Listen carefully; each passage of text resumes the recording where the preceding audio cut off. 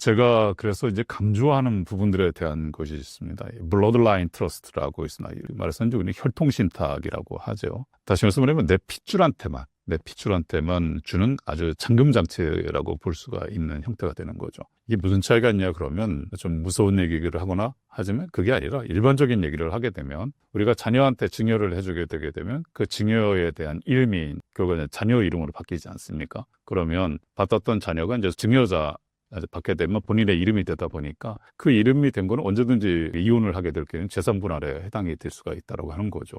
그러다 보니까 이런 부분들에 대한 거를 가지고 본인이나 부모들도 이제 지키고 싶은 부분들에 대한 거 있다 보니까 그 부분들에 대한 거를 이제 신탁을 활용하게 되죠. 여러분들한테 신탁하니까 굉장히 어려운 얘기가 있지만 제 책에도 잠깐 제가 간략하게 말씀드리지만 오늘 여기서도 말씀드리게 되면 아주 쉽게 제가 좀 말씀드려 보도록 하겠습니다. 11세기에서 13세기 유럽에서 십자군 전쟁, 종교 전쟁이 있었지 않습니까? 전쟁에 출정하라고 하는 교황의 명령이 있었고요. 출정하고자 하는 기사도 있고 이제 농부였다가 전병으로다가 바뀌신 분들도 계시던데 이렇게 출정하는 아버지들의 그분들을 이제 교가 진 것 내 밭에서 내 논에서 일어나는 곡식들 부분들에 대한 거를 내가 살아있을 때에는 우리 자녀들한테 이렇게 줬을 텐데 내가 전쟁터에 나가니까 이 부분들에 대한 곡식이 익어갔을 적에 또 우리 시집간 딸한테는 조금 더 줬으면 좋겠다라고 하는 거를 사실 다 적게 되는 거죠. 그래서 교황한테 맡기게 되는데 이 적는 거를 신탁 원부라고 얘기를 하게 되는 거고요. 그 맡기는 사람을 위탁자, 아버지들을 위탁자라 하고 그거를 교황한테 맡기는 거죠. 그래서 교황은 그래 해서 너희들이